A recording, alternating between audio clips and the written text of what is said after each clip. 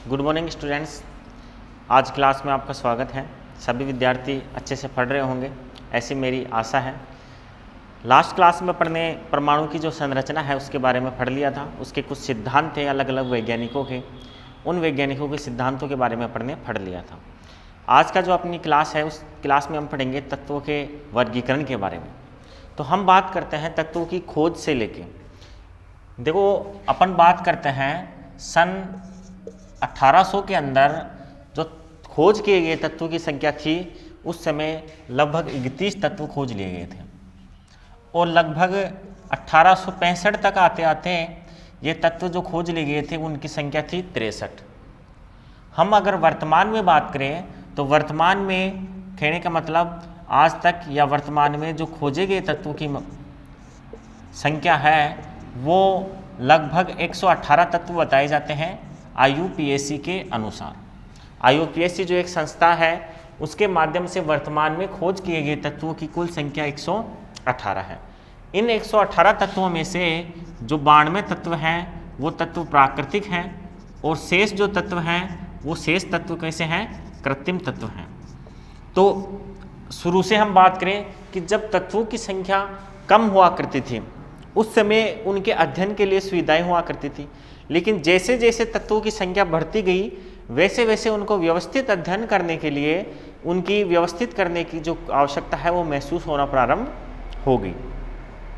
जैसे जैसे तत्व बढ़ते गए उन तत्वों को एक जगह व्यवस्थित करने के लिए अलग अलग वैज्ञानिकों ने अलग अलग प्रयास करने का अपना प्रयास किया, लेकिन उनमें से कुछ वैज्ञानिकों की कुछ कमियां रह गई थी। कुछ की जो कमियां हैं उसको अगले वैज्ञानिकों ने सुधारा और इस प्रकार से जो आधुनिक आवर्तसारणी है उसका विकास हुआ। तो हम चरणबद्ध तरीके से जो तत्वों के आवर्त वर्गीकरण है उसके बारे में विस्तार से चर्चा करते हैं। तो सबसे पहले बात करते हैं अपन तत्वों के वर्गीकरण करने का जो प्रयास किया गया था वो सबसे पहले किया गया था डॉबराइनर के द्वारा। डॉबराइनर जिसको अपन बोलते हैं डॉबराइनर का सिद्धांत।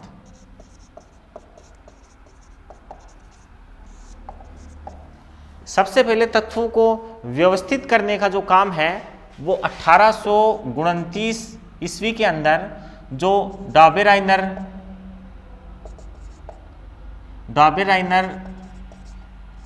वैज्ञानिक थे उन्होंने सबसे पहले तत्वों को वर्गीकृत करने का प्रयास प्रारंभ किया। उन्होंने क्या किया कि उस समय जितने भी ज्ञात तत्व थे उन ज्ञात तत्वों में से 3-3 तत्वों के समूह बनाए। वो जो 3-3 तत्व थे उन 3-3 तत्वों के जो समूह बनाए, ये जो समूह थे उस समूह में जैसे पहला समूह है A, दूसरा B और तीसरा C, ऐसे 3 तत्वों के समूह बनाए। और ये जो समूह बनाए वो उन्होंने बनाए द्रव्यमान के बढ़ते हुए क्रम के आधार पे। पहले वाला तत्व था उसका जो द्रव्यमान था वो कम था, उसके बाद अगले वाले का ज़्यादा और लास्ट वाले का जो द्रव्यमान था वो सबसे ज़्यादा था। इसके अलावा जो इनका ये समूह था उस समूह की एक विशेषता और थी, वो ये थी कि पहले और तीसरे तत्व के द्रव्यमान का जो औसत होता था वो दूसरे तत्व के द्रव्यमान के बराबर या तो बराबर होता था या फिर लगभग बराबर होता था। तो ये जो संबंध उन्होंने बताया वो सबसे इंपॉर्टेंट संबंध था उस समय ज्ञात तत्वों के वर्गीकरण के अंदर। उन्होंने कहा कि जो 3 तत्वों के समूह बनाए गए हैं इन 3 तत्वों के समूह में पहले तत्व का द्रव्यमान तीसरे तत्व के द्रव्यमान का औसत दूसरे तत्व के द्रव्यमान के बराबर या फिर उसके लगभग बराबर होता था। तो इस आधार पर यदि हम बात करें तो उन्होंने कुछ एग्जाम्पल दिए थे। उन एग्जाम्पलों की हम बात करें तो उन्होंने एक एग्जाम्पल दिया था लिथियम, सोडियम और पोटेशियम। ये 3 तत्वों को इस क्रम में उन्होंने व्यवस्थित किया। ये जो 3 तत्व सम्मिलित किए गए थे ये रासायनिक और भौतिक गुणधर्म में भी समानता प्रदर्शित करते थे और उनके इसी क्रम को उन्होंने द्रव्यमान के आधार पर व्यवस्थित किया। हम यहाँ पे बात करें तो जो लिथियम होता है उस लिथियम का द्रव्यमान होता है 7, जो सोडियम होता है उसका होता है 23 और जो पोटेशियम होता है उसका होता है 39। अब द्रव्यमान के आधार पे हम बात करें तो द्रव्यमान के क्रम के आधार पे इन लिथियम का द्रव्यमान कम होगा, फिर सोडियम का और उसके बाद पोटेशियम का द्रव्यमान होगा। तो ये द्रव्यमान के बढ़ते क्रम में व्यवस्थित हो गए। अब इन्होंने जो दूसरा कंसेप्ट दिया था कि पहले और तीसरे तत्व का जो द्रव्यमान है उसका औसत बीच वाले तत्व का द्रव्यमान होगा, उस चीज को हम यहाँ प्रूव करके देखें तो अपन देखते हैं पहला तत्व लिथियम है और तीसरा तत्व है जो है पोटेशियम है। अब पहले और जो तीसरे तत्व के द्रव्यमान है उसका यदि हम औसत निकालें तो ये निकल के आएगा 7 + 39/2 बराबर ये निकल के आ रहा है आपका 46/2 इक्वल टू आपने निकल के आ रहा है ये 23। ठीक है, तो ये 23 जो निकल के आया है वो सोडियम के द्रव्यमान के एग्जैक्ट बराबर है। तो यहाँ पे उसका जो कंसेप्ट था वो क्या होता है, सही होता है। इसके अलावा उन्होंने 2 और समूह बताए ऐसे, इन समूह को उन्होंने नाम भी दिया। ये 3-3 के जो समूह थे, 3 तत्वों के समूह को उन्होंने त्रिक कहा। ये जो 3 तत्वों के समूह थे, इन 3 तत्वों के समूह को उन्होंने त्रिक कहा था। और ये जो त्रिक थे वो त्रिक उन्होंने 3 त्रिक और बताए थे। ये पहला त्रिक हो गया। दूसरे त्रिक की अगर हम बात करें तो दूसरा त्रिक होता है अपना कैल्शियम, स्ट्रेंशियम और बेरियम। कैल्शियम, स्ट्रेंशियम और बेरियम। इस प्रकार से अगर हम देखें तो ये जो तत्व हैं, इन तत्वों का जो दूसरा ये त्रिक है वो कैल्शियम, स्ट्रेंशियम, बेरियम का है। और इनके अगर हम द्रव्यमान की बात करें तो इनके द्रव्यमान का मान होता है 40, 88 और 113। हाँ, इनका एग्जैक्ट नहीं निकल के आएगा मध्य वाला द्रव्यमान, लेकिन जो इनका द्रव्यमान होगा इन दोनों तत्वों के द्रव्यमानों का औसत वो निकल के आएगा लगभग 88 निकल के आएगा। ठीक है, इसी प्रकार इन्होंने एक तीसरा और त्रिक दिया। उस तीसरे त्रिक में इन्होंने लिखा क्लोरीन, ब्रोमीन और आयोडीन। क्लोरीन, ब्रोमीन और आयोडीन। इन तत्वों को यदि द्रव्यमानों की हम बात करें तो इनके द्रव्यमान की जो वैल्यू होती है वो होती है 35, 80 और 117। इन तत्वों के अंदर भी अगर हम देखें तो ये देखो इसका जो द्रव्यमान है वो कम है, बेरियम का ज़्यादा है, ब्रोमीन का ज़्यादा है और आयोडीन का सबसे ज़्यादा है द्रव्यमान। इन दोनों के द्रव्यमानों का औसत निकालेंगे तो लगभग 80 या इसके बराबर ही प्राप्त होता है। तो डोबेराइनर जी ने, एक बार फिर अपन देखते हैं कि डोबेराइनर ने क्या किया, उस समय जो ज्ञात तत्व थे उन ज्ञात तत्वों को 3 तत्वों के समूह में एकत्रित किया। ये जो 3 तत्व थे वो 3 तत्व रासायनिक और भौतिक गुणों में समानता प्रदर्शित करते थे। भौतिक गुणों में समानता प्रदर्शित करते थे। ठीक है, इसके अलावा तीसरी बात करें तो इसके अंदर पहले तत्व का द्रव्यमान और तीसरे तत्व के द्रव्यमान का जो औसत था वो दूसरे तत्व के द्रव्यमान के बराबर हो रहा था। मतलब पहले तत्व का द्रव्यमान, पहले तत्व का द्रव्यमान प्लस दूसरे तत्व का द्रव्यमान बटे 2। ये जो निकल के आ रहा था ये निकल के आ रहा था तीसरे तत्व के द्रव्यमान के बराबर या लगभग बराबर। तीसरे तत्व के द्रव्यमान के बराबर या फिर लगभग बराबर निकल के आ रहा था। तो इस प्रकार से डोबेराइनर ने अपना जो पहला आवर्ती वर्गीकरण था वो प्रस्तुत किया। हाँ, ये बात अलग है कि इसमें भी उनकी कुछ कमियां रह गई थी। उनकी कमियों की अगर हम बात करें तो उनकी जो कमियां थी वो कमियां ये है। सबसे पहली कमी की अगर हम बात करें तो उस समय ज्ञात तत्वों में से उन्होंने केवल 3 ही तत्वों के त्रिक बना सके। ये जो 3 त्रिक हैं, केवल ये 3 त्रिक ही डोबेराइनर के द्वारा उस समय ज्ञात तत्वों में से दिए गए थे। बाकी जो तत्व थे उनका वो इस प्रकार से त्रिक नहीं बना पाए। तो इनका जो ये सिद्धांत था वो आंशिक रूप से सफल रहा, लेकिन इन्होंने जो अपने सिद्धांत के द्वारा तत्वों के आवर्ती वर्गीकरण की शुरुआत कर दी।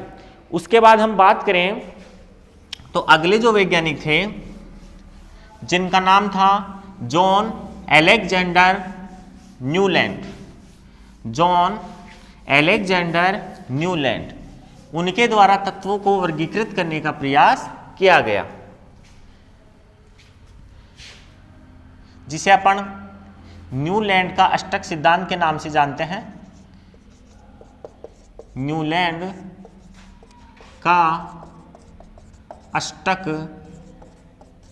सिद्धांत, ये जो दूसरा प्रयास है, ये दूसरा प्रयास किया गया न्यूलैंड के द्वारा। न्यूलैंड का पूरा नाम था जॉन अलेक्जेंडर न्यूलैंड। इन्होंने तत्वों को फिर से वर्गीकृत करने के लिए अपना प्रयास प्रारंभ किया। इन्होंने अपना प्रयास किया था 1865 ईस्वी में। 1865 ईस्वी में न्यूलैंड ने अपने जो ज्ञात तत्व थे उन ज्ञात तत्वों को वर्गीकृत करने का प्रयास प्रारंभ किया। इन्होंने जिस समय ये अपना प्रयास प्रारंभ कर रहे थे उस समय ज्ञात तत्वों की संख्या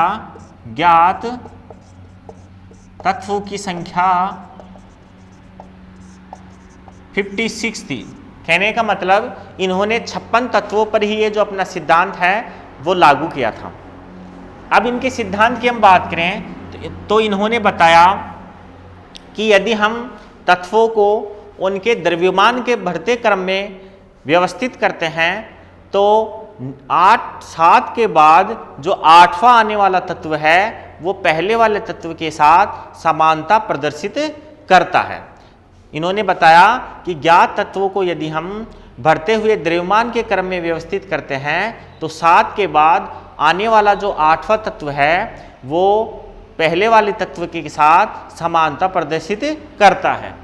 तो अपन इसको लिख लेते हैं। इनके अनुसार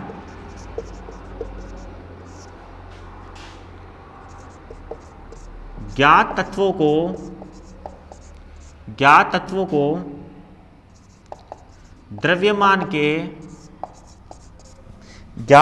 को द्रव्यमान के बढ़ते क्रम में व्यवस्थित करने पर 7 के बाद आने वाला 8वां तत्व पहले तत्व के साथ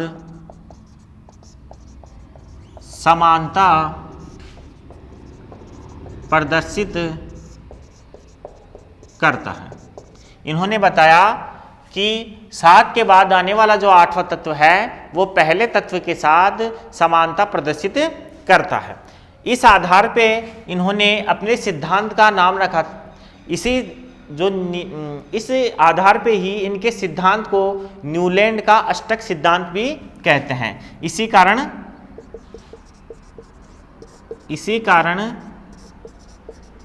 इस सिद्धांत को न्यूलैंड का अष्टक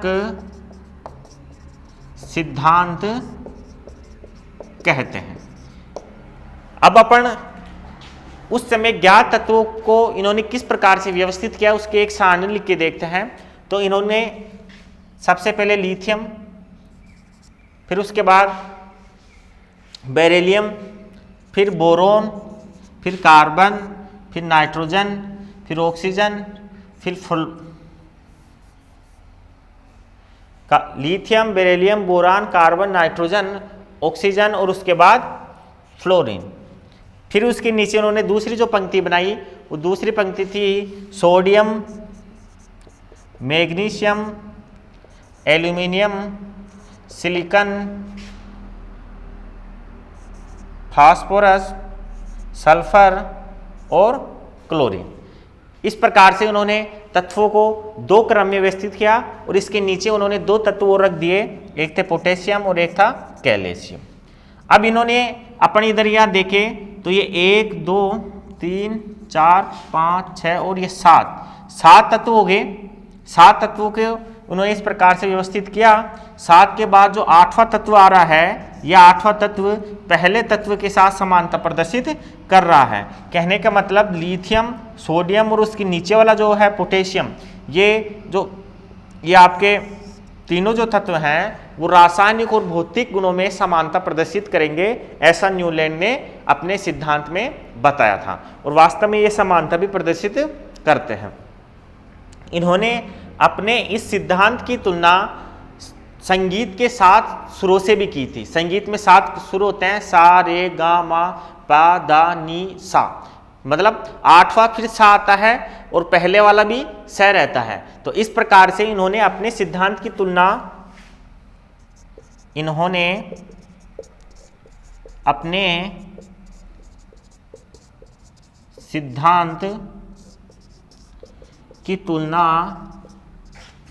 संगीत के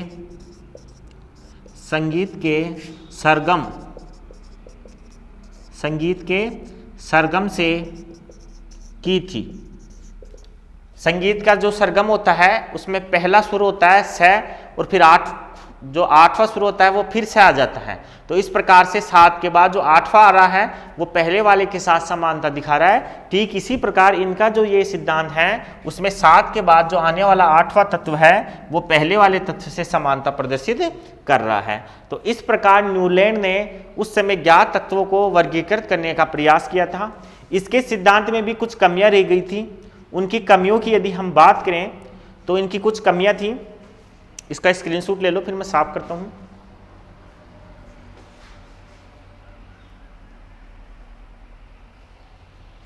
ठीक है,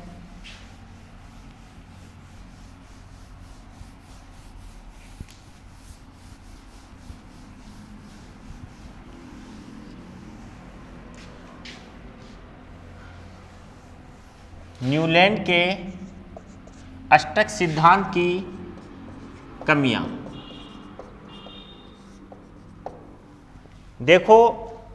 इनकी सबसे बड़ी कमी थी वो ये थी कि उस समय ज्ञात तत्व थे 56 और ज्ञात तत्व 56 में से इन्होंने केवल 20 तत्वों को ही व्यवस्थित किया। तो कहने का मतलब उस समय ज्ञात तत्वों को भी ये पूरी तरीके से व्यवस्थित नहीं कर पाए। तो इनकी पहली कमी रह गई, यह सिद्धांत केवल 20 तत्वों तक ही लागू होता है।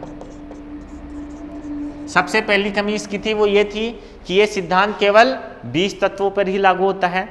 दूसरी जो इसकी कमी थी वो ये थी कि इन्होंने हल्के तत्वों को ही व्यवस्थित करने का प्रयास किया।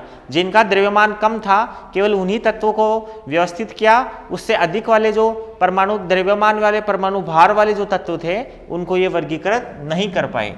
तो इन्होंने हल्के तत्वों को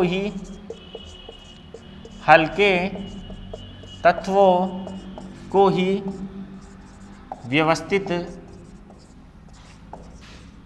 करने का प्रयास किया। कहने का मतलब इन्होंने अपने जो सिद्धांत है उस सिद्धांत में सभी तत्वों को व्यवस्थित करने का प्रयास नहीं कर सके और ये इनकी कमियां रह गई थी। इसके बाद अपन देखते हैं कि अगले वाला जो सिद्धांत दिया गया था वो दिया गया था दमित्री मेंडलीव के द्वारा। तो अपन आगे पढ़ेंगे मेंडलीव की आवर्त सारणी। तीसरे वाला जो अपना कंसेप्ट है वो है मेंडलीव की आवर्त सारणी।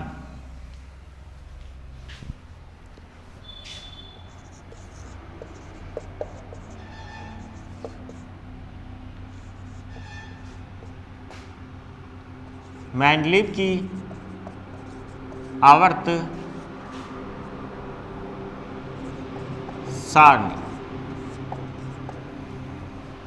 दो जो सिद्धांत दिए गए थे, एक दिया गया था डाबरेनर के द्वारा, दूसरा दिया गया था न्यूलैंड्स के द्वारा। वो सिद्धांत जब प्रभावी नहीं हुए तो बाद में जो एक वैज्ञानिक थे दमित्री मेंडलीफ, मेंडलीफ का पूरा नाम था दमित्री मेंडलीफ, दमित्री मेंडलीफ ने तत्वों को व्यवस्थित करने का प्रयास प्रारंभ किया। उन्होंने एक आवर्त नियम दिया था।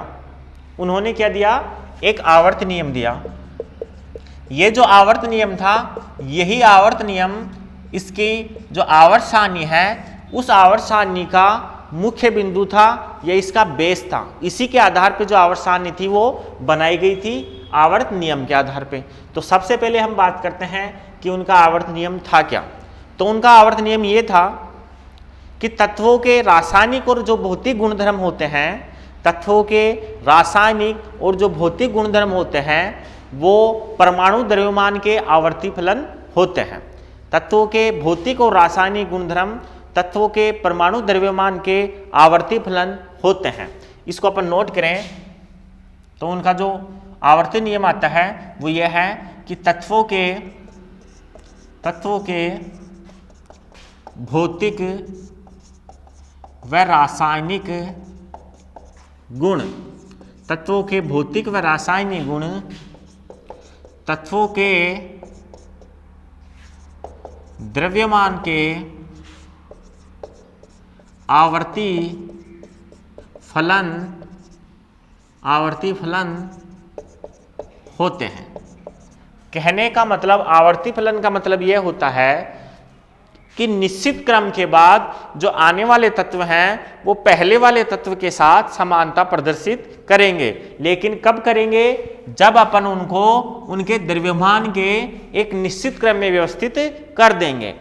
तो मेंडलीफ का जो आवर्ती नियम था उसके अनुसार यदि हम तत्वों को उनके द्रव्यमान के बढ़ते हुए क्रम में व्यवस्थित करते हैं तो उनके जो आवर्ती फलन गुण हैं उसके रासायनिक और भौतिक गुणधर्म वाले जो तत्व हैं जिनमें समानता है वो तत्व एक जगह एकत्रित हो जाएंगे। ये इनका जो आवर्ती नियम है उसका सीधा सा अर्थ है।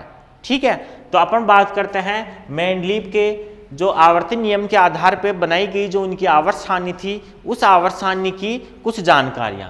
तो इनकी जो आवर्त सारणी है, इनकी जो आवर्त सारणी है, आवर्त सारणी की जानकारी, इनकी आवर्त सारणी की जानकारी की ले हम कि इन्होंने आवर्त सारणी जो बनाई वो किस प्रकार से बनाई। तो हम सबसे पहले देखते हैं कि इन्होंने जो तत्वों को व्यवस्थित किया उस आवर्त सारणी के अंदर जो क्षैतिज पंक्तियां थी उनको इन्होंने आवर्त नाम दिया और दो ऊर्ध्वाधर पंक्तियां थी इनको इन्होंने वर्ग नाम दिया। अब अपन देखते हैं कि इनकी आवर्त क्षैतिज पंक्तियां और ऊर्ध्वाधर पंक्ति क्या होती हैं। तो जैसे ये मान लेते हैं अपन एक आवर्त सारणी है या इन्हीं की बना के दिखाते हैं। इनकी जो ये आवर्त सारणी है, इस आवर्त सारणी में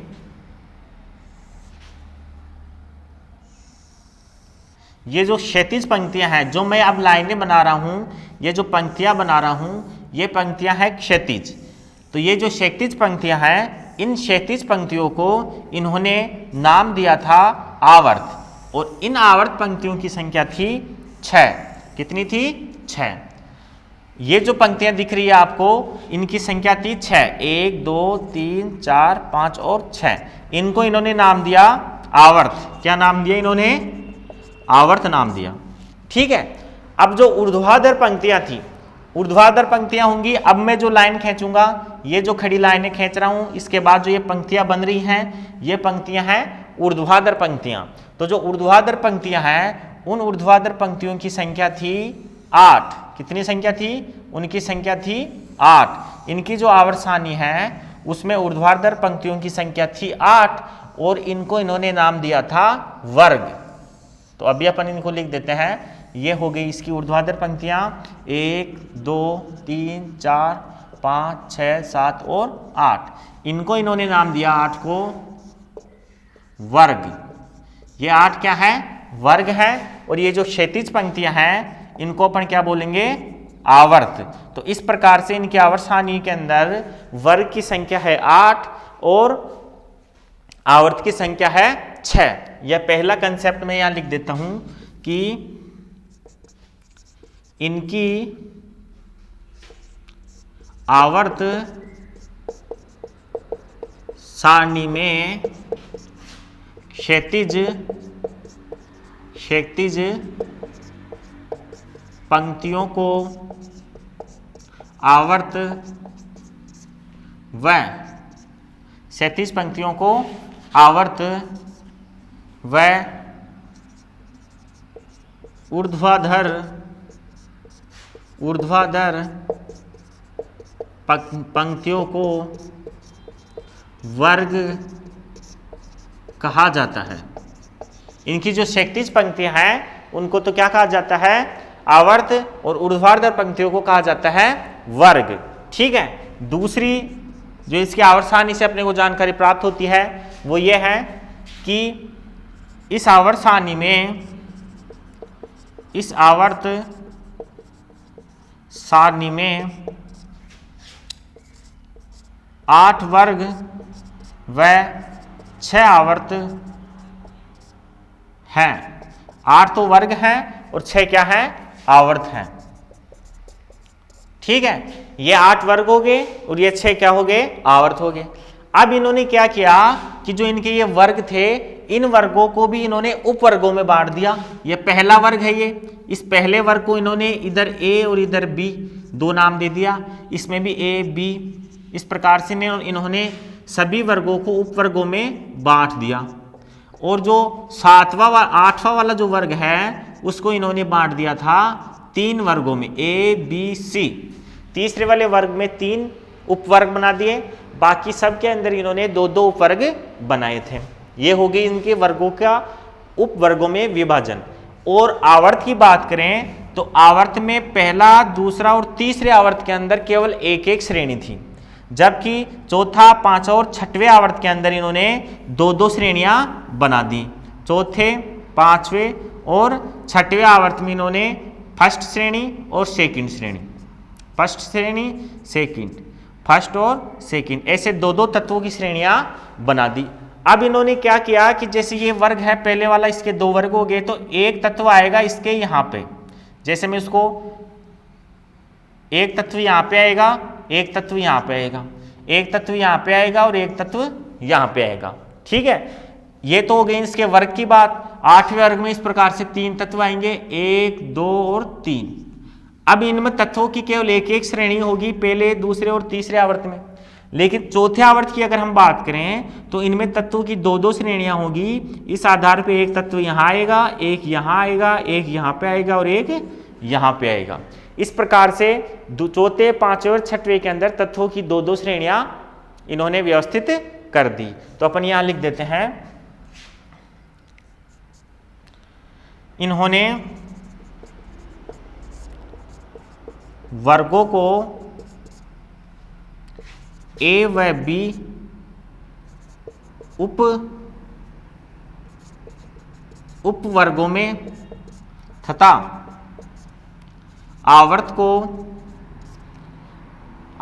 को इसको ऐसे लिख लेते हैं अपन, इन्होंने वर्गों को ए व बी उपवर्गों में बांटा तथा पहले से तीसरे आवर्त में केवल एक श्रेणी, जबकि चौथे से छठवें आवर्त में तत्वों की 2-2 श्रेणियां रखी गई। ठीक है। इन्होंने वर्गों को ए व बी उपवर्ग में बांट दिया, जबकि चौथे, पांचवें और छठवें जो आवर्त हैं उनमें 2-2 श्रेणियां और बाकी के में एक एक श्रेणियां रख दी।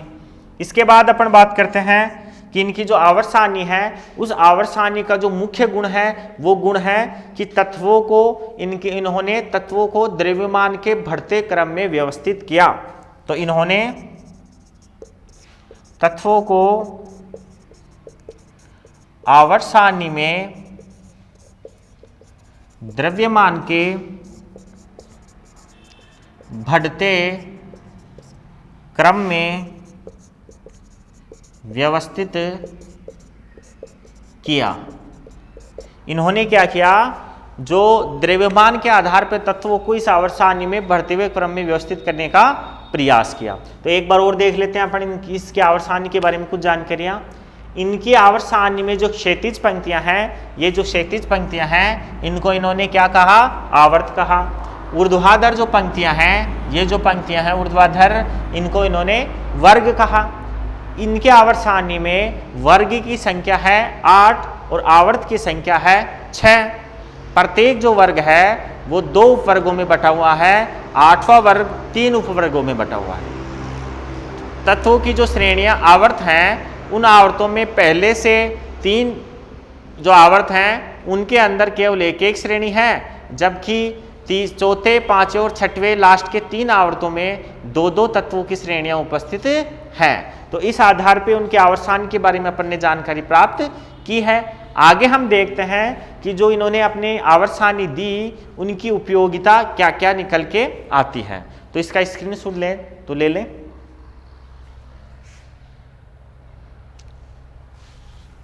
चलो ठीक है।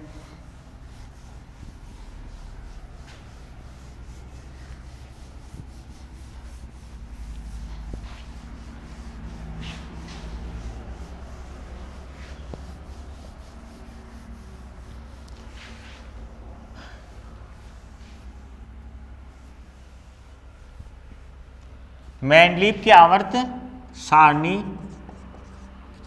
अपन बात करें थे इसकी उपयोगिता।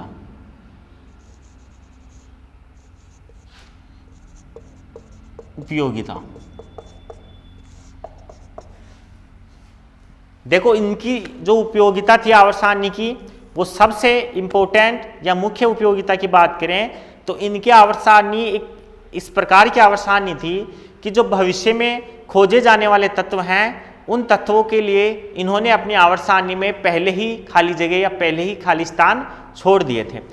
उस समय ज्ञात तत्व थे, उनको तो उन्होंने व्यवस्थित करने का प्रयास किया, लेकिन उस समय जो तत्व ज्ञात नहीं हुए थे, उन तत्वों को भी इन्होंने क्या किया, अपनी आवर्त सारणी में जगह देने के लिए पहले ही खाली जगह छोड़ दी। और बाद में जब वो तत्व खोजे गए तो उनको व्यवस्थित वैसे की वैसे उनकी आवर्त सारणी में रख दिया गया। तो सबसे पहले अपन बात करते हैं उन तत्वों की जो तत्व बाद में खोजे गए। तो पहले तो उपयोगिता लिख लेते हैं इसकी। तो उपयोगिता ये होगी कि इन्होंने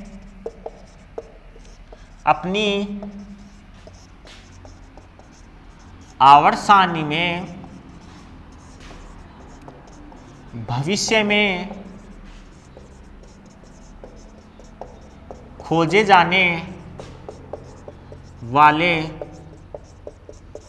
तत्वों के लिए खाली जगह छोड़ दी। खाली जगह छोड़ने के साथ इन्होंने क्या किया कि जो भविष्य में खोजे जाएंगे उन तत्वों के भौतिक गुणधर्म के बारे में भी इन्होंने जानकारी दे दी। तो आगे हम लिख देते हैं, तथा उनके भौतिक व रासायनिक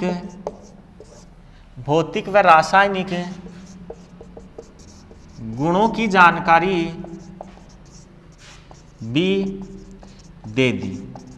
इन्होंने उन तत्वों के भौतिक और रासायनिक गुणों की जानकारी भी दे दी। इसके अलावा इन्होंने क्या किया कि उन तत्वों के नाम भी इन्होंने बता दिए थे कि जो भविष्य में तत्व खोजे जाएंगे उन तत्वों के इन्होंने नाम भी बता दिए थे। नाम बताने का इनका तरीका ये था कि उस तत्व के पहले वाला जो तत्व है उस तत्व के नाम के आगे इन्होंने लगा दिया एक शब्द है एका। पहले वाला जो तत्व है उस तत्व के आगे नाम लगा दिया एका और उस एका के आधार पर इनका नामकरण कर दिया गया। तो अपन देखते हैं कि कौन कौन से तत्व थे जिनकी जगह बाद में तत्व खोजे गए। तो इन्होंने 3 तत्व के लिए खाली जगह छोड़ी थी और उनका नाम बता दिया था। तो पहले अपन देखते हैं उन तत्वों के नाम इन्होंने बताए थे, एका बोरोन के अलावा इन्होंने बताया था एका एल्यूमिनियम और एका सिलिकॉन ये तत्व खोजे ही नहीं गए थे, लेकिन इन तत्वों के नाम इन्होंने बता दिए, इनकी जगह बता दी, इनके गुणधर्म बता दिए। और वास्तव में बाद में इनकी जगह पे खोजे जाने वाले तत्व थे वो थे स्कैंडियम, गैलियम और जर्मेनियम।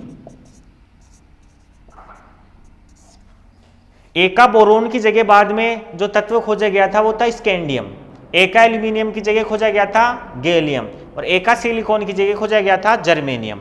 तो इन्होंने पहले ही उन तत्वों के बारे में जानकारी प्रदान कर दी थी जो भविष्य में खोजे जाएंगे। इनकी एक उपयोगिता ये थी कि जो इन्होंने आवर्त सारणी बनाई उस समय उत्कर्ष गैसों के बारे में कोई जानकारी नहीं थी, तो उत्कर्ष गैसों के बारे में भी कोई जानकारी नहीं थी, लेकिन उनके लिए भी इन्होंने खाली जगह छोड़ दी थी। और जैसे ही उत्कर्ष गैसें खोजी गई तो इनके आवर्त सारणी में बिना किसी तरीके से व्यवधान किए खाली जगह पे उन उत्कर्ष गैसों को रख दिया गया। तो एक इनकी उपयोगिता ये थी कि इन्होंने इनके द्वारा खाली छोड़ी गई जगह पर उत्कृष्ट गैसों को रख दिया गया। अब ये उत्कर्ष गैसें क्या होती हैं? उत्कर्ष गैसें वो गैसें होती हैं जिनके बाह्यतम कोश में अष्टक जो होता है वो पूर्ण होता है, ये अक्रियाशील होती है, इसी कारण से इनको सबसे आखिरी में खोजा गया था।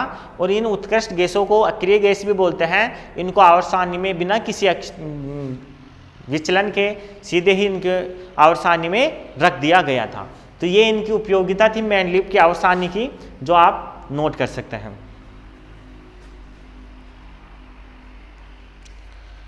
चलो आगे देखते हैं हम। मैंडलीव की जो आवर्त सारणी है उसकी कुछ कमियां रह गई थी, उन कमियों को अगर हम देखें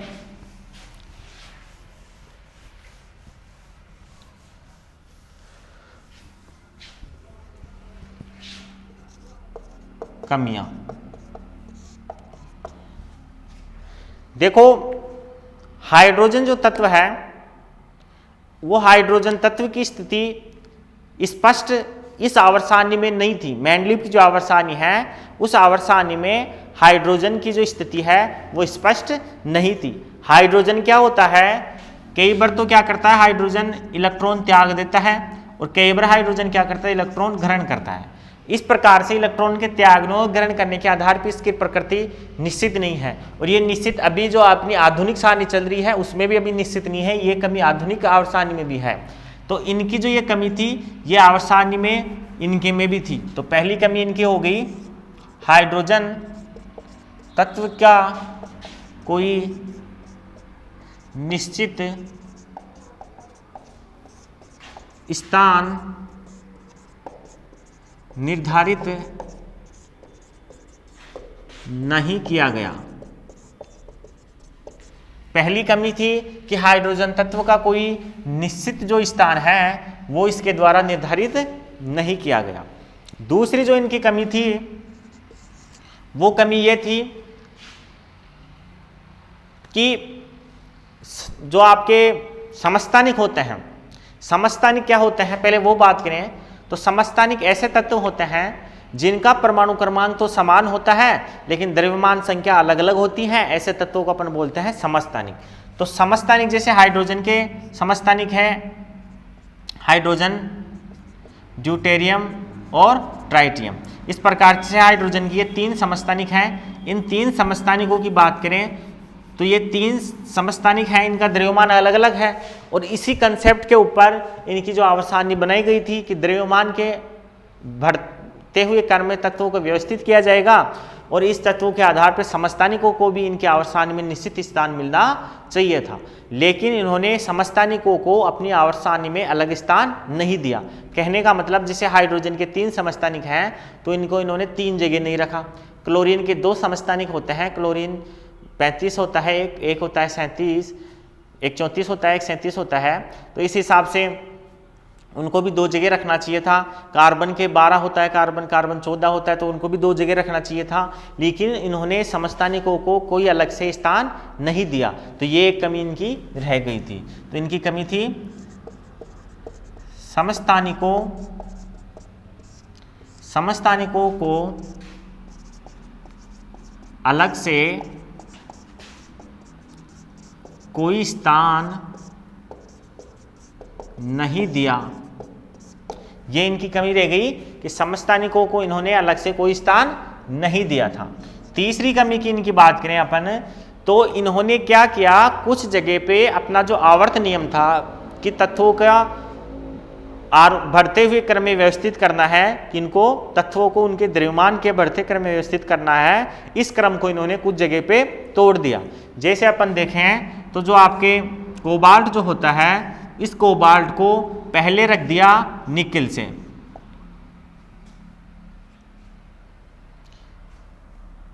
कोबाल्ट जो होता है उसको निकिल से पहले रख दिया।